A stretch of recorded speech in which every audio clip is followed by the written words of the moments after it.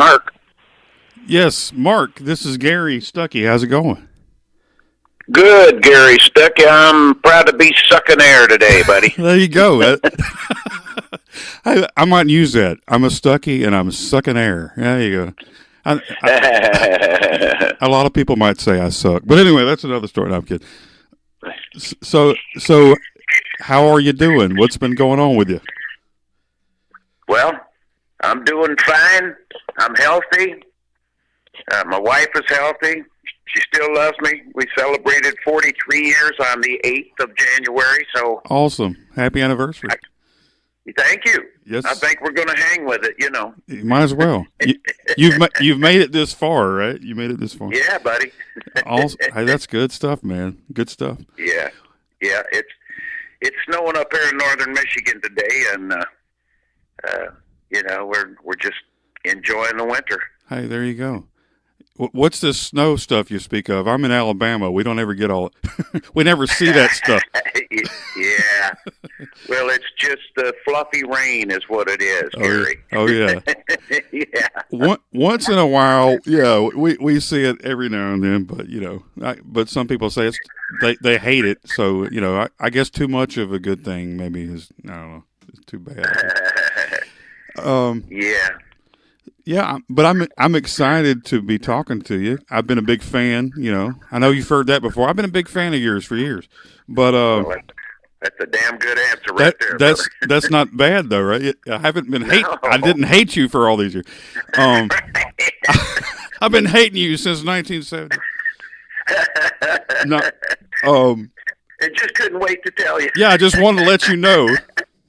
I waited all these years to let you know that I hate you. Yeah. I was watching. I think it was one of the first behind the music, videos I ever saw, and it was Grand Funk Railroad. And I'd forgotten about it had been a while, but that was a cool show. A lot of stories, and I'm sure you've got a bunch of them. Oh yeah. To tell, but I'll be getting to that in a little bit. But you've got a new DVD coming out on February 23rd, right? That's exactly right. From Chile with Love. Awesome. Can you tell us about that? Yeah. It was recorded in Santiago, Chile at Teatro Caupolicán, and the place was packed. Oh, wow. And the place was rocking. Wow. And we had like an 8-camera shoot, and we did 18 performances. Oh. There's a couple of bonus videos on this DVD, and 5 new songs. Oh, wow. Yeah, so we took advantage of it to just put as much as we could possibly put on there. And I'm proud to tell you, Brother Gary, that my wife and I, Lisa and I, are taking $3 from each of these DVDs that sell for $14.99. Okay. And $3 goes to our Veterans Support Foundation. Awesome. In Silver Spring, Maryland, where the main office is, but they're in every state in the union, Veterans Support Foundation, and they take often afflicted vets who have health conditions, unique to their military service, of course. Right. Exposure to Agent Orange, and the things that in the Gulf War that the kids came home with. Right. And but the Veterans Support Foundation puts these people from the street. I mean, they scrape them up off the street, put them in a home. They rehab them. Wow. They get them back on their feet. They get them to where they are producing something in this society. Yeah, wow. With pride. And I'm just so proud of this organization because Keith King, who is the head of the Vietnam Veterans of America, mm-hmm. I've been associated with King since back in 1968. Wow. We did a Guitar Army at Harpo's in Detroit, and Dick Wagner was there, Randy California, Rob Tyner from the MC5. Wow. And we just did a big bash for the veterans. It was great. And this is Keith King's baby. I played for the Vietnam veterans at the Wall, the 25th anniversary of the Wall in D.C. Awesome. And because they asked me to come and bring my guitar and sing my song because the vets voted for it, and all the vets, Vietnam veterans, voted "I'm Your Captain" as their favorite song. He says, if you could come and sing that song, man, it would bless our hearts. I asked him if they was going to have a stage and lights and everything, and he says, oh, yeah, we're going to have a stage, lights. And I said, well, I'll tell you what, brother, I'm going to put the band in a bus, and we're going to come there, and we're going to put a show on, a complete show for you veterans that ain't going to cost you a penny. Awesome. And I'm telling you what, they loved it. And not only U.S. Vietnam veterans, but our Canadian brothers and sisters were there too. Awesome. And when it got to singing "I'm Your Captain," buddy, it's like try to sing with a softball in your throat. You know, the emotion was just so high. Right. And I would like to commend Keith King and his organization for what they're doing for all of our veterans now with the Veteran Support Foundation. And if it's okay, I'll give the 800 number for it. Sure. Gary. Go ahead. It's 800-882-1316. That's the Veteran Support Foundation. If you know a vet or know of a vet that needs help, give them a holler. 800-882-1316.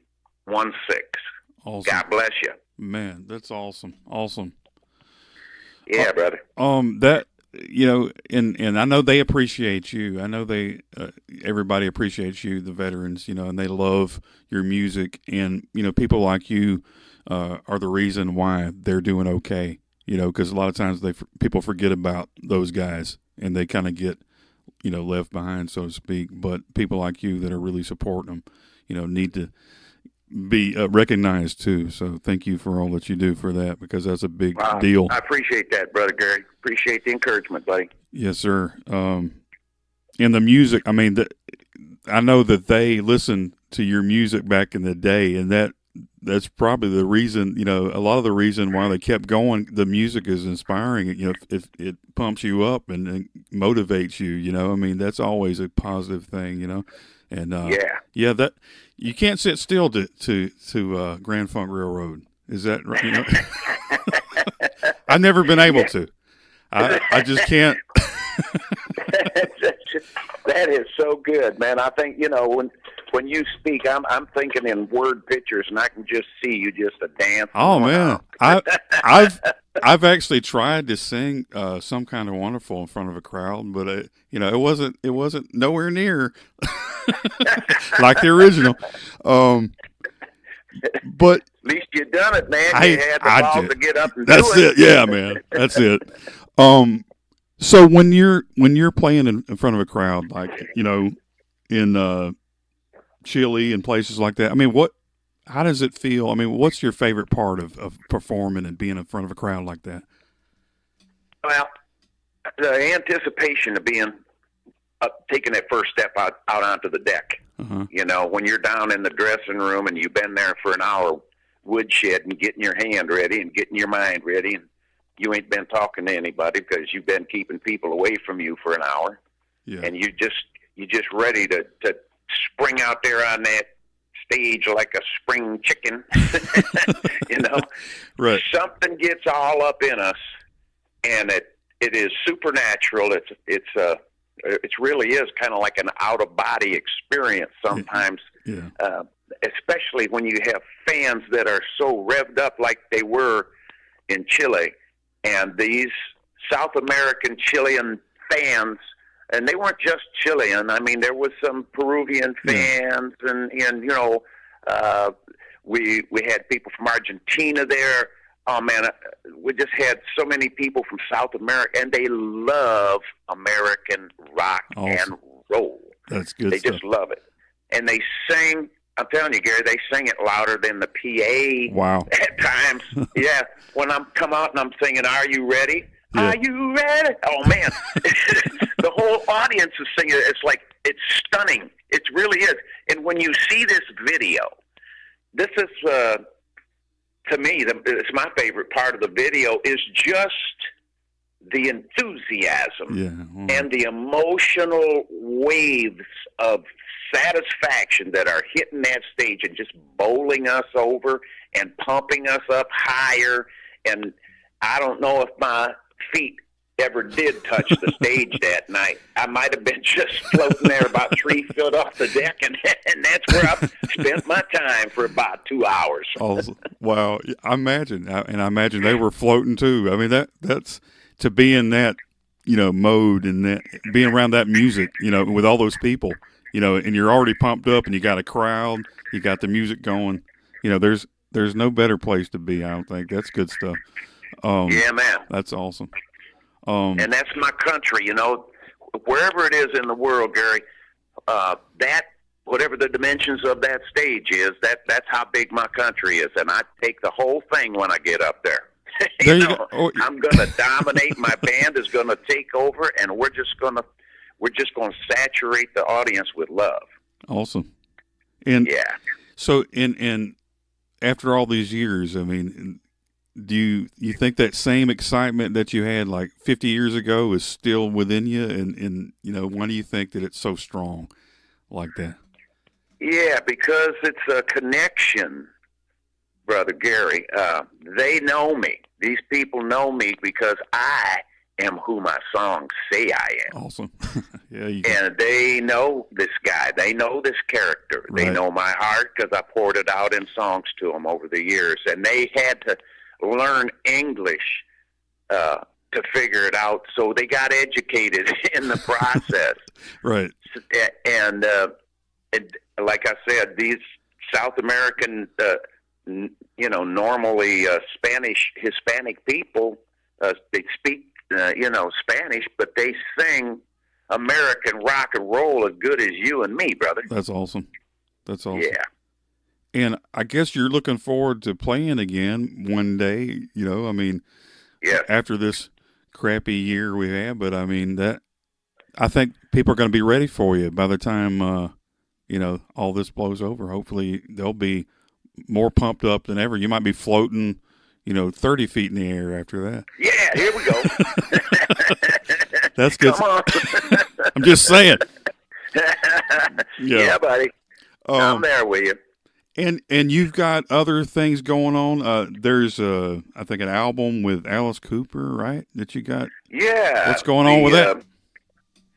Well, we did this thing with Alice Cooper. It's called Breadcrumbs, and I say we, myself, Brother Wayne Kramer, guitar player from the MC5, and Brother B, Bedanjic. He was with Mitch Ryder in the Detroit Wheels, Johnny Bedanjic, so we call him Johnny B. Okay. He's laying down the law on this stuff. And of course, Alice Cooper, he was,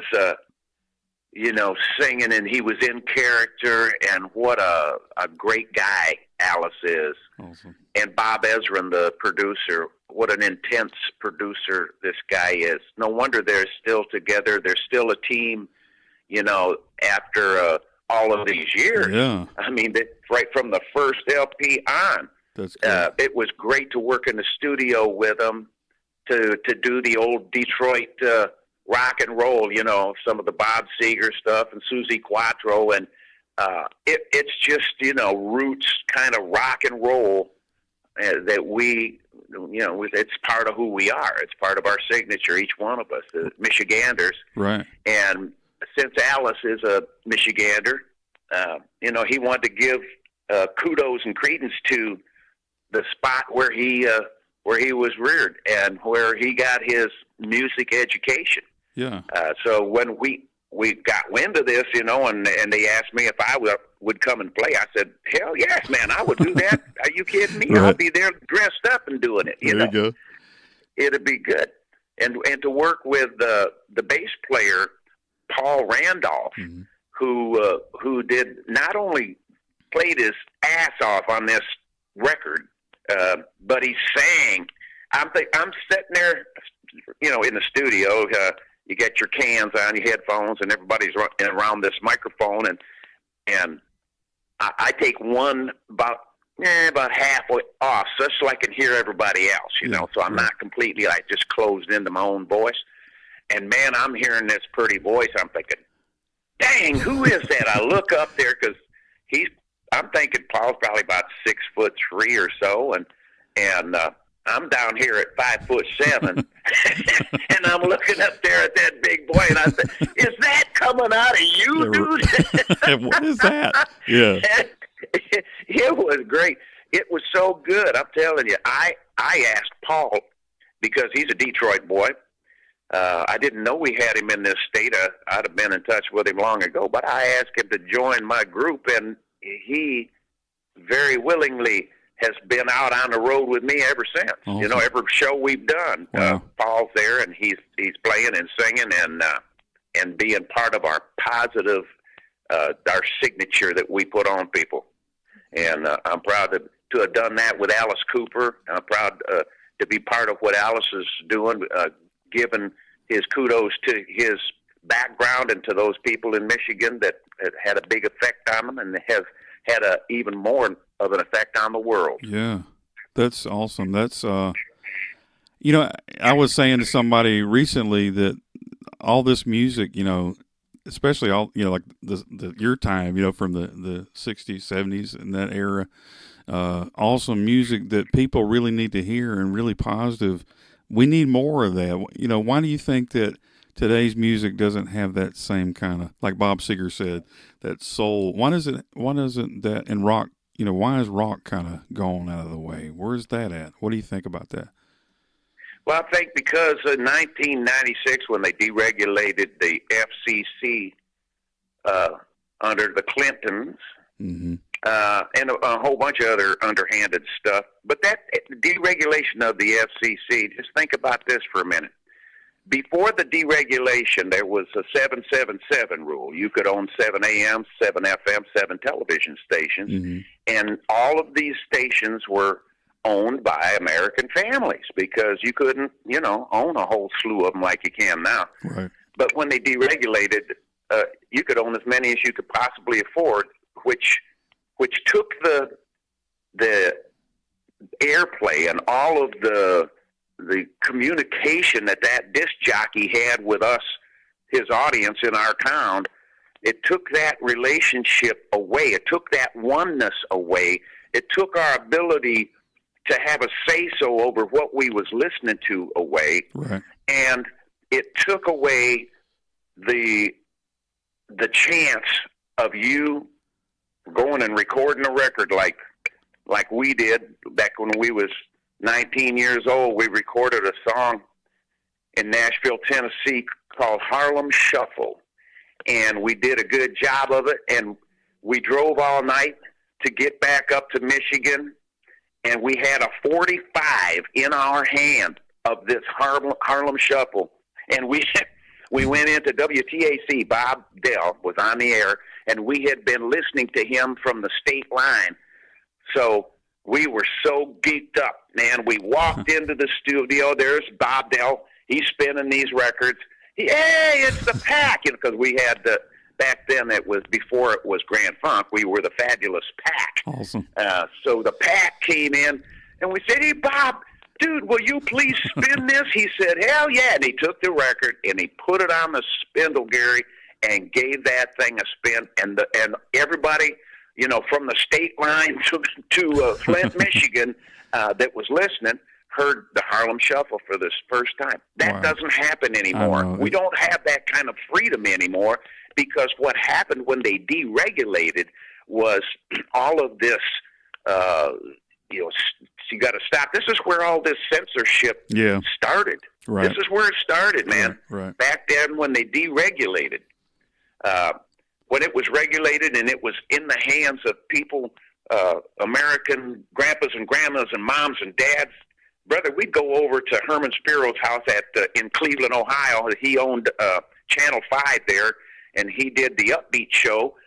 we'd just go over there and to his house and have a barbecue with the kids and play touch football and what have you. Right. You know, it was always a family thing. Well, that family is gone, dude. Yeah.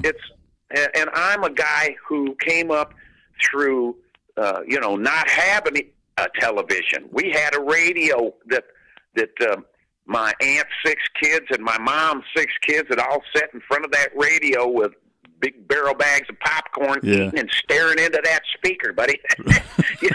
We went from that, on the television, and then when they deregulated, oh man, it became so dark, and all the friendliness that we used to enjoy, going and talking with these people because they were our friends and they loved us because what we did, our kind of music that we played, and just our personality around their children. They loved to have us come around. But I'm telling you, that shot us so bad. Yeah. It was it was like letting that first hole in our life raft.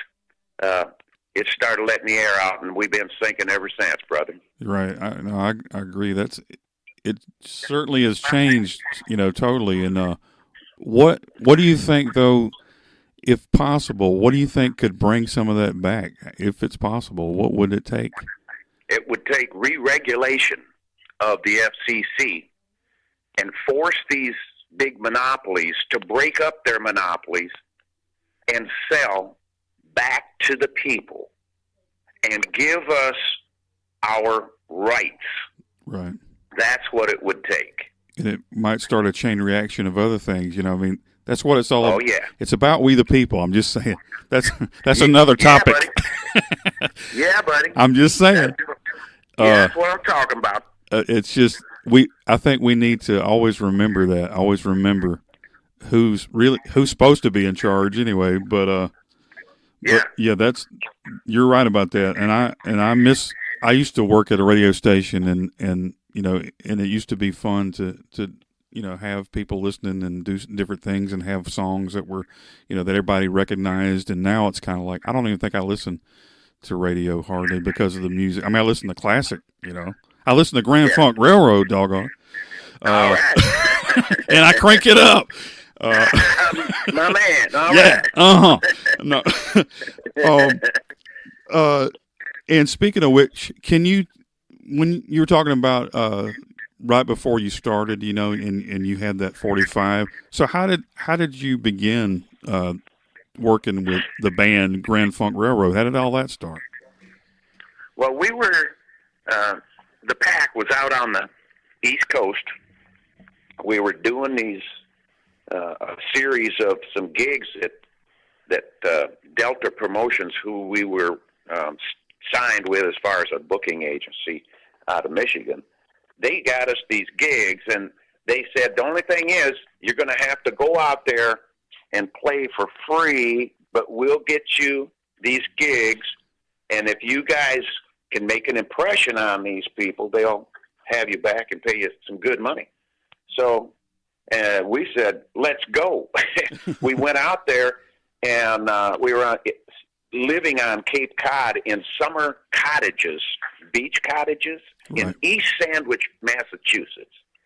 And the worst snowstorm in the history of the world came down on us, and there we were, all of our starfish and seashells and all the things that we collected, because this is the first time we ever been on an ocean beach, boys from Michigan. Right. We picked that stuff up, and we had them down in the crawl space underneath these little cabins where, the water and stuff was. And after that snowstorm, and it was snowing and rain at first, but it turned into just solid snow, and it packed us in there. And we were there for 2 weeks in those summer cottages with nothing to eat except oatmeal and we had to melt down snow to make the oatmeal. We had nothing to put in the oatmeal, so it was just oatmeal. And all the pipes was froze, so we couldn't flush the toilet. We had to do a number 2 in a sack, and then through a chair that didn't have no seat in it, That was our little makeshift kind of deal. Yeah. And then we would take it out in the snowbank someplace, dig a little hole, and bury it. Man, I'd have hated to been around for spring cleanup, buddy. When it thawed out, it was rough. You were talking about the oatmeal. Don't try the yellow snow. I'm just saying, the yellow snow has to go. That's right. I can honestly, you were talking about that. I can relate to that because I'm from Alabama. I was telling you, no snow here, right? But I was working with the oil field, and we had to go to North Dakota, and it was 30 below zero. And guess what? The our generator broke the first night, and I woke up and my feet were frozen. And oh my word! And we had to do the same thing. I had to use the bathroom out, and but there was there's like no trees in North Dakota. It was like just snow everywhere. So we had to go, wherever, and it was like, man, and something started to smell. I'm like, what? What is that? but stay away from the yellow snow if you're making oatmeal. But so carry on. Man. Carry on. We were stranded there 2 weeks, and finally, the guy who owned the East Sandwich grocery store up there, he was fronting us the oatmeal because we didn't have any money. We just said, man, when our guy comes over from the mainland, when he gets here, we'll just pay you back, and we did. Mm-hmm. But what we did do was call from his phone. We got him to let Don call his mother, and his mother found a Western Union place up the coast on the mainland. So Don Brewer and myself, the drummer and myself, hitchhiked up the coast to this drugstore and got the money. We rented a Ford Econoline van, put all our equipment in it, and came back to Michigan. Well, two of the guys in the band at that time, two of the guys were married. The guitar player from Canada, Kenny Rich, and Craig Frost, who was a keyboard player from Flint, Michigan. He was married too, and both their wives threatened to divorce them if they ever left Michigan. Oh, wow. So the band broke up. And I says to Brewer, why don't we, form a three-piece? Look, Jimi Hendrix is doing it. Yeah. A lot of people are doing three-piece now. And he says, well, who would we get? And I said, well, I don't know, but we'd have to get a badass bass player. We'd just really have to get a good one, And so we went up to Delta Promotions to give those people a piece of our mind because we found out when we were out there that we were actually getting paid $350 a night to play those gigs. Wow. But we weren't seeing any of that money, none of that money. But the guy that was taking care of us out there and put us in the cabins, he was taking that money.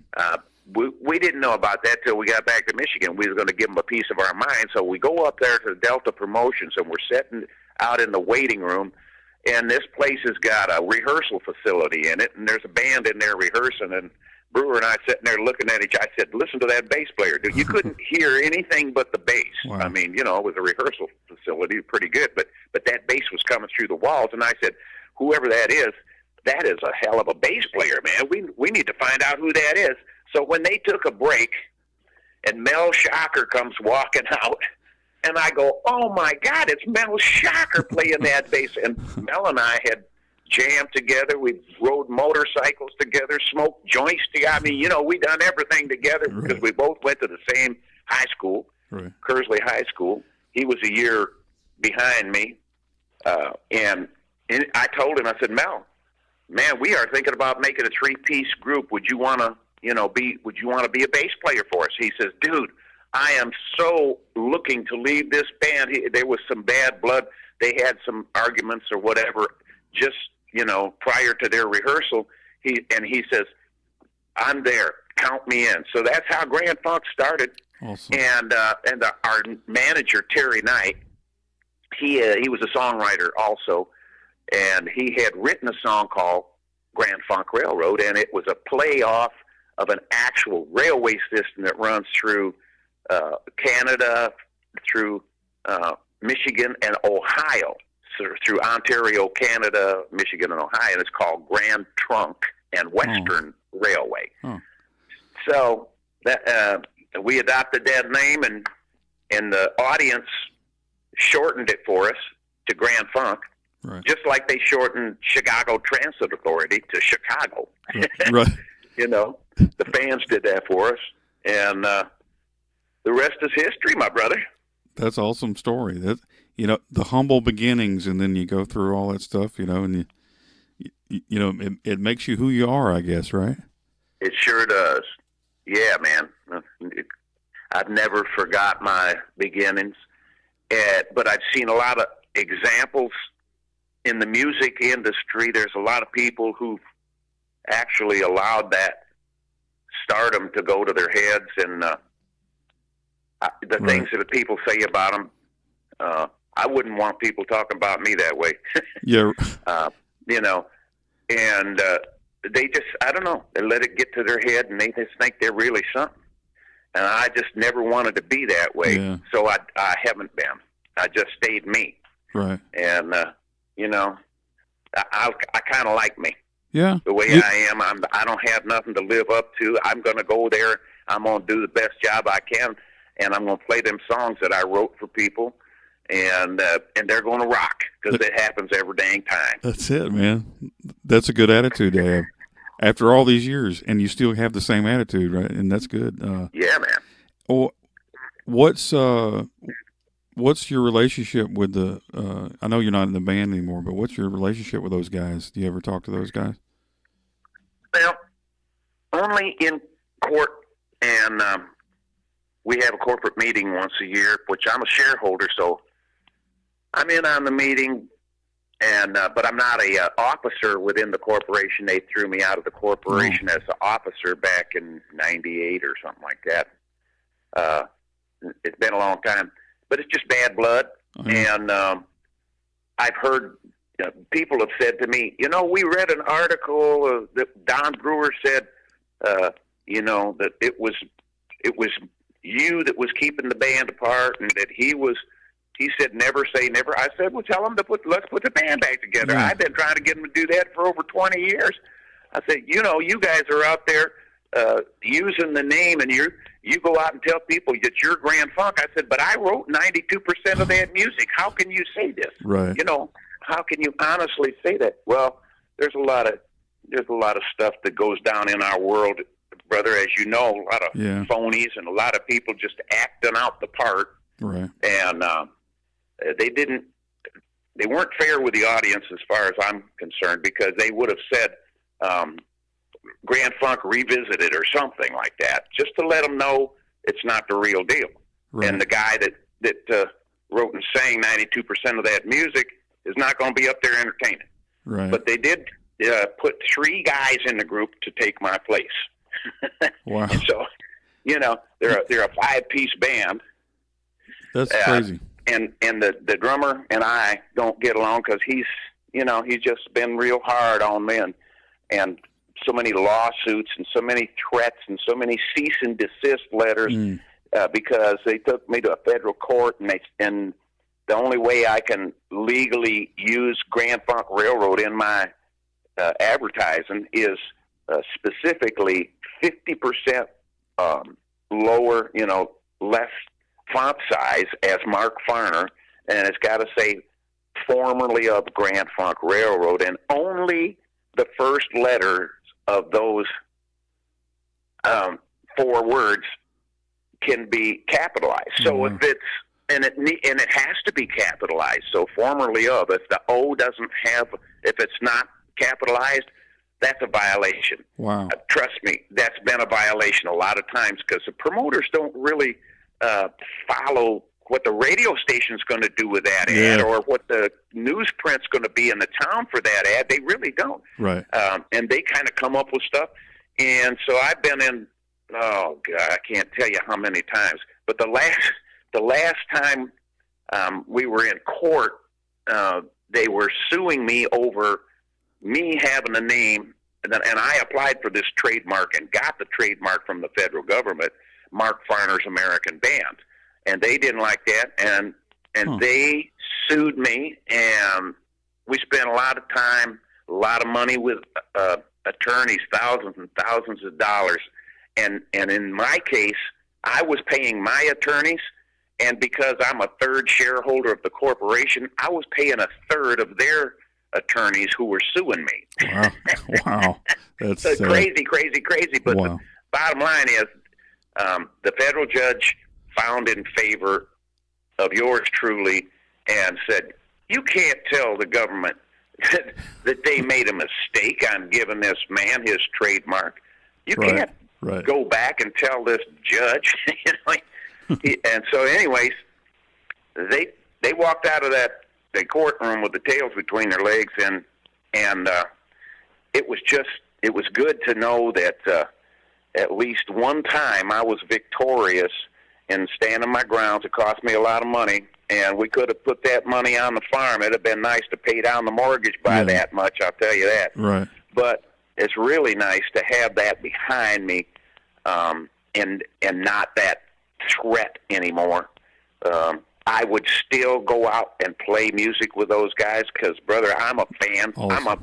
I'm a Beatles fan, and I could never figure out, Gary, why those guys wouldn't just do it for the fans when they were all still sucking air. Yeah. I was saying, come on, you guys. What is the matter with you? Bury that hatchet. Yeah. And put that band out there where we can see it. Come on, bring it for us fans. That's the way I feel with Grand Funk. Come on, let's just bury the hatchet and let's put the real band out in front of the people. Just give the fans what only 3 guys in this world can give. And we're still sucking air. But, they won't listen to it. And that's just ego BS, That's all that is. It's sad. And I don't know why. I guess it is professional jealousy. Yeah, no. But jealousy is jealousy, and it's just a human nature thing. But I am going to say it again in the next corporate meeting. I'm going to repeat myself and tell them that we're all missing the boat, and we should go out and give it to the fans. There you go. The original Grand Funk, while we're still sucking air. That's it. I've never understood that.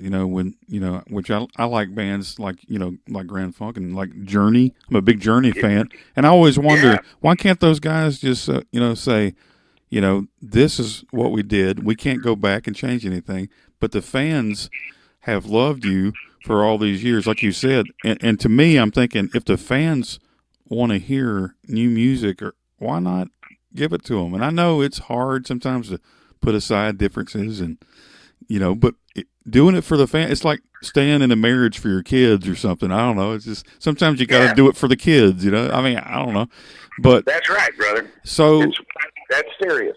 And you got, I mean, you're still sucking air, as you said. I mean, and a lot of people this past year aren't. Yeah, they're not here, and yeah, brother. And so we can't look into the future thinking, I'm just never gonna do anything with that guy or this band ever again. That's a scary thought when you've got, people that would just love, to hear that, and it would motivate a lot of people, and it would probably start this chain reaction, but man, right? Yeah, I would hope so. And I think you're right, Gary. Definitely. Yeah, that's all that, I love to hear about people is getting along and working out differences, and that's what I do believe that's what fans want to hear, and yeah. So it's what they want to hear, and it's what they want to come and see too. Yeah, that's true too. I know a lot of people give like talking about Journey again. If it's not Steve Perry, they don't want to hear. They want to hear the guy that had all the hits with the and it's no offense to anybody that would take his place, but they're focused on those songs. And if it'd be different if he had died or something, but if he's still around too, So I mean, it's like that's right, and he's still singing. Yeah, yeah. So you've got to, if they're still available, and you know what, I think that they can still. It would be, if they didn't want to do it forever, at least do a couple of shows, and say this is the original band. Let's do about 3 or 4 shows, and see what happens. Yeah, exactly. That's I've taken that approach too, but I don't know what it's going to take. Maybe this COVID would knock the senselessness out of them, and they'll get some sense in them and go, well, maybe we should do that. Maybe we should try that. I think so. I think so. You think it's ZZ Top? They don't even look at each other. They don't. They got 3 different tour buses. They don't talk to one another. Wow. They show up on stage together, make their music, and the audience don't know no different. But they don't get along, and they don't make no bones about it. I mean, we could even do that. Yeah. But I would hope that we would have a mended relationship, and that the people would see that, because it takes that continuity on stage to put the performance over the top. And that's what I believe that people want to hear, the original, that recipe. There's only 3 ingredients in the whole world that can make that song, and that's Mark Farner, Don Brewer, and Mel Shocker. That's the ingredients.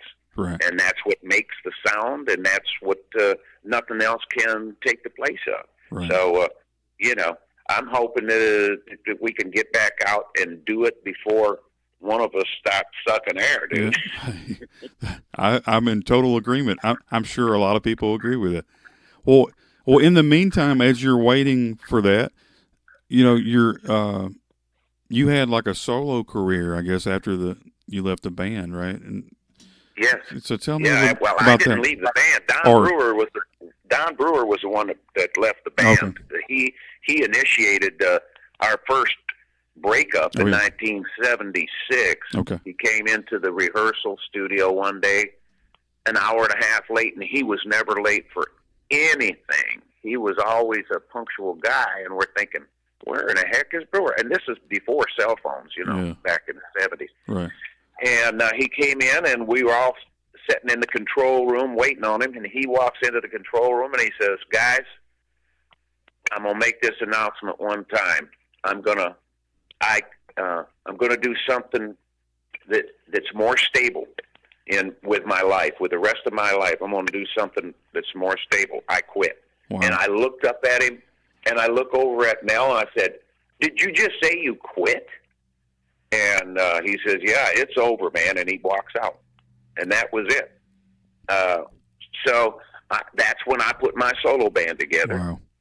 And I went out and I started, I'd had 2 albums on Atlantic Records back then, 77 and 78. And then in 81, Grand Funk got back together, Mel Shocker, Don Brewer, and myself. And just before we were going to go out to sign the contract with Warner Brothers in L.A., Mel Shocker calls up and says, man, you guys are going to have to do this without me. I can't fly anymore. I'm afraid to get on an airplane. Wow. And we just kind of freaked out, because we had been working on these songs. We had a whole record together, and we were going to go out and record it, on Warner Brothers. So Don and I said, well, Dennis Bellinger from Flint, Michigan, he's a Flint boy. He's got the Flint funk all over him, and he sings too. Let's use him. And so we did. We got Dennis Bellinger, and we went into the studio and recorded Grand Funk Lives and What's Funk, the 2 albums for Warner Brothers. It was the Full Moon label. Full Moon was Irving Azoff back then. Oh. And so we, just as we're getting ready to release our first record there, Grand Funk Lives, Irving dumped his label on Full Moon, and there was nobody there to run it. He walked from it. Oh, wow. Yeah, so it was kind of bad for us. Yeah. There was nobody there promoting us. Our manager and nobody could figure out what was going on and why it was going on, but we didn't get very far with that rendition of Grand Funk. And so it wasn't until 1995 that Mel and I were talking again about it, and we had a reunion in 96, and they agreed, and I agreed, because I had my own solo career going a lot of years. And I said, I will do this, but I can't do it just totally Grand Funk. I got to have my solo dates in there too. And they said, well, you can't have that and Grand Funk at the same time. I said, I'll tell you what, I'll do it for 2 years, just nothing but Grand Funk. And let's get this thing started. I'll devote all my time for 2 years to this. I said, but then I'm going to do my own stuff too. I'll do Grand Funk, but I have to go to do some of my solo shows. I got great audiences, you know. Right. So they agreed. We all agreed. And then one night after a show in 1998, we were in California, Canocti Harbor, and Don Brewer came to my room and said, hey, Mark, we all need to sign the individual ownership of the trademark into the corporation where it will have a protective umbrella or something like that. Right. And I just thought, that's a good idea. I thought he was looking out for the band, the best interest of the band and everything. Yeah. I said, okay, cool, man. I'll do that. And he says, all right, dude, I'll go to my room and get the papers. And I wondered when he went, I said to myself, I'm thinking, why the heck didn't he just bring the papers with him, dipstick? Right. But I didn't realize what I was doing was giving them guys the noose to slip around my neck. Yeah. And because I didn't know Brewer was out to stab me in the back until I got the notice that I was no longer an officer of the corporation and those guys were going to go out and tour without me. Mm. So, that was kind of like the end of it right there. And it's been that way ever since. It's just kind of, it's sad. But, man, I'm full of forgiveness. I'll tell you that. That's what makes my life. Because I won't let somebody crap on my lunch sack. I might have to use that one too. I got to remember. I'm going to write all these down. Don't let anybody crap. Don't eat yellow snow, and don't let anybody crap on your lunch sack. Hey, but you know what I always said about forgiveness, and I'm a forgiving person. And the thing is, I'm thinking about the root word and like to forgive.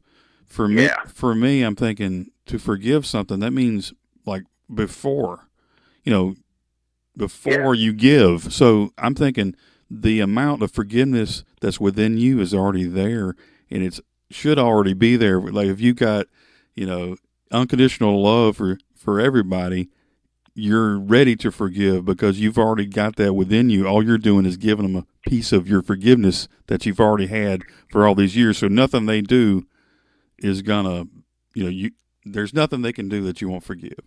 That's right. And hopefully, when they see that, they won't do things to cause, them to you to have to forgive them. And that's just. And I think, right on.